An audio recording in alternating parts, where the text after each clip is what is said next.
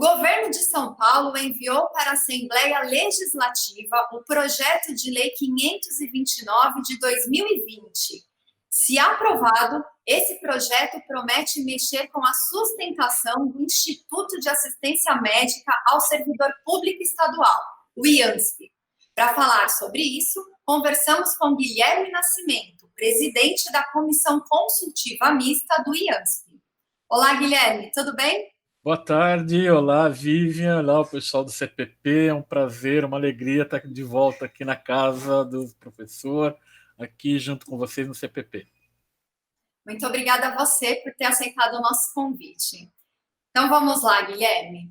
Você pode resumir para a gente o que diz o PL 529 e por que ele significa o aumento da contribuição do servidor, IANSP? Bom, o PL 529, ele é um grande saco de maldades, né?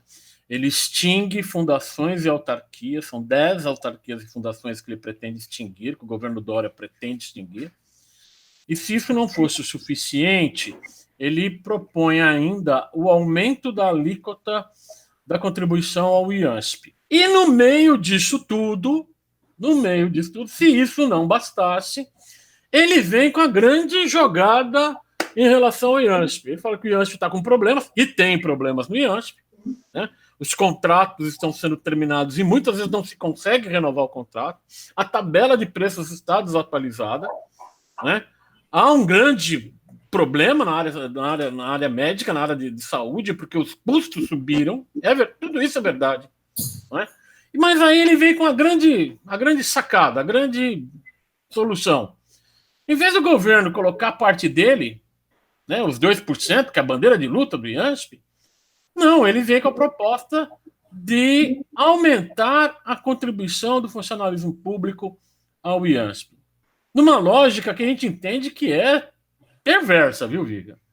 Porque ele faz o seguinte: aqueles que têm mais de 59 anos passariam a pagar, em vez de 2% do salário, passariam a pagar 3%.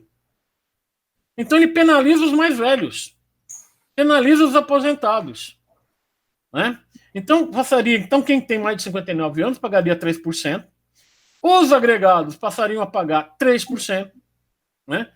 E se isso não bastasse, ele também cobraria, dentro desse projeto de lei, 1% a mais para cada dependente, se o dependente tiver mais de 59 anos, e 0,5% a mais para cada dependente abaixo de 59 anos. É nitidamente um confisco, e é por isso que o conjunto funcionalismo tem se colocado contrário. E por isso que a Comissão Consultiva Mista, Vivian, se coloca contrário a essa forma de solução, a solução mais simplória possível, mais rasa possível, né? Que é jogar nas costas daquele que historicamente contribui com o IANSP, que mantém o IANSP, que mantém o IANSP. Tá? A gente mantém o IANSP, mas nós não somos chamados para discutir uma solução político-econômica. A superintendência do IANSP, nós ficamos sabendo dessa proposta via diário oficial, porque a superintendência do IANSP sequer nos comunicou, não digo nem para chamar uma reunião, sequer nos comunicou que haveria esse projeto. O orçamento do IANSP para 2020, votado ano passado, em 2019, era de 1 bilhão e 500 milhões, algo em torno disso, tá? Uhum. Desse 1 bilhão e 500 milhões, 1 bilhão e 60 milhões é a nossa parte, é a nossa contribuição de 2%. E 400 e tanto é a parte do governo, tá? Se a gente fizer as contas, o que vai acontecer? Quanto que mais ou menos o governo está... A gente faz a estimativa de quanto que o governo vai arrecadar com essa brincadeira. A gente fez uma estimativa de uns 400, 500 milhões que o governo vai arrecadar do nosso bolso. Tá? Então aí a gente faria a conta. Pô, mas era 1,5 bilhão, mais 500 milhões, 400 vai para 1 bilhão e 900. Agora vai, né? Agora o orçamento fica bom. Aí que é um engano. Ele vai colocar esses 500 milhões do nosso bolso e vai tirar o dele. É óbvio que ele vai fazer isso. Ele vai tirar o dele. né? Porque senão não era um projeto para o que ele chama de um equilíbrio fiscal. Então, assim, ele vai tirar a parte dele e para substituir a parte do Tesouro, vai entrar mais dinheiro nosso. Inclusive, Guilherme, já que você tocou nesse assunto, então a CCM também enxerga uma contradição nesse argumento, né, do Dória, de que o PL serve para equilibrar as contas do Estado. É ilusão isso, né? Ele coloca o seguinte, que eles fazem uma projeção de um déficit de 10 bilhões para o ano que vem. Tá? E então, como vai ter uma queda de 10 bilhões na arrecadação, a gente precisa fazer um ajuste. O governo tem os grandes devedores, né, as empresas grandes que têm dívida, que já estão na dívida ativa, dívida reconhecida, eles têm uma montanha de dinheiro que não repassam ao governo do Estado de São Paulo, na ordem de que se aproxima de 100 bilhões. E o governo quer tirar 10 bilhões das nossas costas, do povo de São Paulo. Ele quer demitir funcionário público, aumentar a alíquota do IANSP, tirar serviço que essas autarquias e fundações oferecem ao povo de São Paulo, mas não mexe com a TIM, não mexe com o Pão de Açúcar, não mexe com a JBS, não mexe com a Sadia, não mexe com um monte de empresa que deve bilhões e bilhões. Os grandes devedores, né? Não é tirar do lucro deles, é dívida que eles têm. Por que eles não pagam? Por que tem que tirar do meu salário? Porque o meu salário é fácil, né, Vivian? É descontado em olerite, aí eu faço rápido. Agora, conversar com essas empresas e falar, olha, vocês têm uma obrigação social nesse momento de pagar a dívida que vocês têm, né? Porque essas empresas não estão no vermelho. Nenhuma delas tem perigo de falência. Então eles têm como pagar. Mas um plano para receber é um décimo do que eles estão devendo. Inclusive, Guilherme, até te perguntar, já existe um texto proposto pelo governo, né, que é o PL 52 de 2018. E aí agora vem esse projeto 529 que contradiz, né, um pouco. Então, assim, explica pra gente o que difere um projeto do outro. No final de 2018, o governo que estava até então encaminhou à Assembleia Legislativa o projeto de lei 52, que transformava o IANSP numa autarquia especial. Né? O que tinha de importante nesse projeto? Bom, primeiro assim, uma coisa super importante é que montava um plano de carreira e de salários para os trabalhadores do IANSP. Acertava um grande problema. Ótimo. Isso estava lá no projeto. Do ponto de vista para nós, professores, né, usuário do IANSP, o que ele mudava? Ele mudava que a gente tinha possibilidade de estar interferindo na administração diretamente. Um conselho deliberativo, um conselho fiscal. Isso é fundamental. A gente poder saber o quanto entra de dinheiro nos cofres do IANSP e onde ele é gasto. A gente não tem condições de fazer isso hoje, Vivian.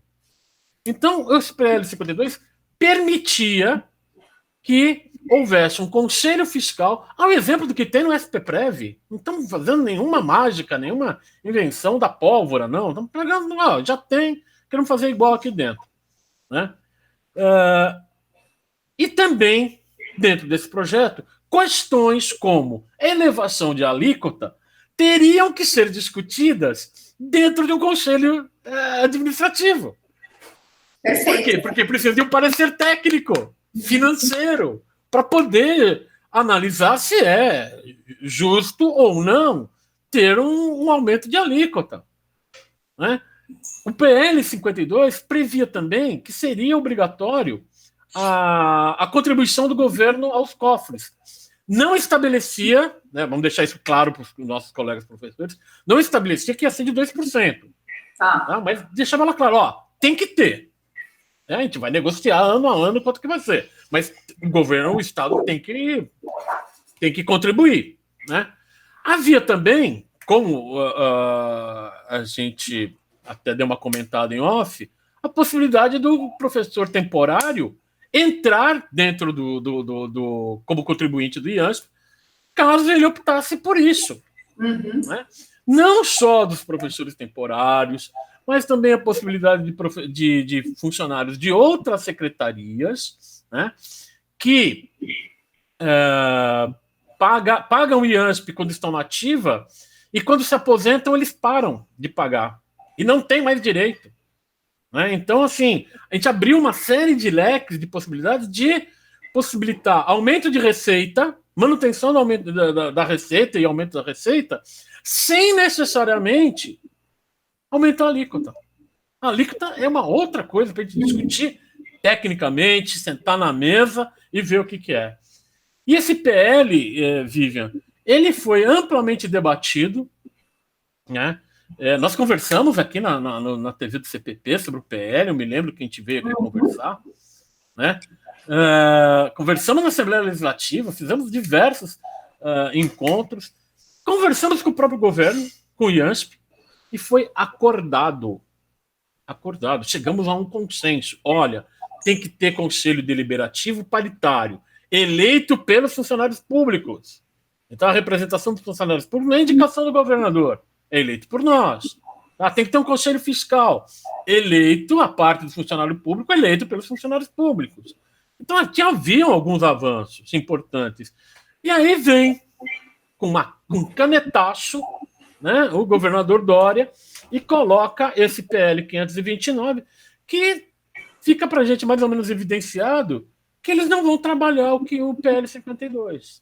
Vai continuar na gaveta, né, e vão tentar empurrar a goela abaixo esse aumento da alíquota para o conjunto do funcionalismo.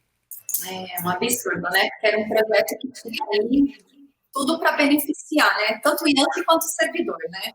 Mas e aí, assim, o que vocês pretendem fazer agora para que o PL 529 não vá adiante? Pelo menos da forma como está, né? Então, a primeira coisa, assim, Vivian, uma coisa importante, a CCM-IANSP está participando, junto com diversas entidades do funcionalismo, numa grande frente de defesa do serviço público paulista. Na semana passada, nós fizemos uma manifestação na Assembleia Legislativa, na entrada da garagem dos deputados. Então, os carros dos deputados iam chegando, a gente ia cercando, abria a faixa, chamava o deputado, alguns desceram do carro, outros fecharam mais ainda a janela, né? Tudo vidro escuro, você mal consegue enxergar quem está lá dentro. Mas marcamos a presença ali. Né? O ponto fundamental do movimento primeiro, pela rejeição. Esse projeto tem que ser rejeitado como um todo, não tem o que salvar. Não tem o que salvar. Pela rejeição como um todo do 529. Estamos conversando com as diversas entidades. Hoje de manhã o CPP esteve presente, né, fez fala, condenou esse projeto. E o que a gente pretende fazer? Nós até tiramos uma proposta de calendário para a semana que vem, Vivian, você me permite até, vou fazer a leitura. Claro, pode divulgar. Na quarta, quinta e sexta-feira desta semana, né? Então, quarta, quinta e sexta desta semana, nós vamos fazer uma série de reuniões virtuais com os deputados. Então, a gente marcou lá horários que a gente vai chamar todos os deputados para estar conversando conosco. Se eles virão, né, é outra coisa. Mas nós vamos abrir um espaço para que eles possam falar. Na semana seguinte, já agora, na semana do... e no dia 2 de setembro, nós vamos fazer um tuitaço, né? Um tuitaço das 14 às 16 horas, com 2 palavras de ordem, né? Em defesa do serviço público e não ao PL 529. Né? Na semana passada nós fizemos um tuitaço também no dia 26, isso, foi no dia 26, e rendeu bem, né? Rendeu bem o tuitaço, chegou lá no topo e virou matéria de alguns portais de notícia e tal, foi legal. Então a ideia é a gente repetir o tuitaço, né? No dia 8 de setembro, na terça-feira, é uma nova reunião, né, virtual da frente. No dia 9, a gente vai estar de novo na Assembleia Legislativa. Né? Então, aí é uma manifestação física para quem pode ir, com todos os cuidados sanitários, né? Uso de máscara, visor, o uso de álcool, né, para quando for falar no microfone, né, para limpeza anterior, posterior, mas principalmente com faixas, né, para os deputados poderem ver o que nós não queremos, a aprovação desse projeto de lei. E, então, e depois, isso é no dia 9, e na outra semana, no dia 15, ainda a ser confirmada a data, mas uma grande manifestação na cidade de São Paulo, com carreata, com ato público, com o conjunto da sociedade, para tentar barrar esse projeto. Então, nós estamos nos movimentando, é um momento muito difícil, né, Vivian? Para a gente sair na rua, para a gente fazer movimento. Por isso do Tuitaço, para que é um movimento virtual, né? E a gente vai tentar combinar as duas coisas. Aqueles que podem ir, né, que tenham todos os cuidados sanitários para estar presente, porque os deputados, assim, eles vão ver que a gente não está contente, a gente não aceita esse projeto, né? Perfeito, Guilherme. Com certeza você precisa vai estar sempre presente aí, ou virtual, né, ou presencial, mas a gente também divulga assim, porque é de interesse de todos, né, principalmente aí do funcionalismo público, claro. Então, Guilherme, olha, a agenda está divulgada, né, esperamos que todos participem também, e eu só tenho a agradecer pela sua entrevista hoje, viu? Eu que agradeço, Vivian, você, ao CPP, sempre uma casa aberta para a gente, um parceiro na CCM-ANSP, e a gente agora só tem um caminho, né, Vivian? Ou une todo mundo, ou une todo o funcionalismo, sem ter aí vaidade, porque o que a gente precisa agora é tentar barrar o 529, para que a população tenha acesso a serviços e que, olhando para o nosso aspecto, que a gente não tem aí um confisco salarial, mais uma vez, 2 confiscos em um ano só, é muita coisa, né? Agradeço, boa tarde, a CCM está à disposição de vocês. Muito obrigada, Guilherme. Então é isso. Então não ao PL 529, CPP está junto nessa daí. E até a nossa próxima edição, então, do programa.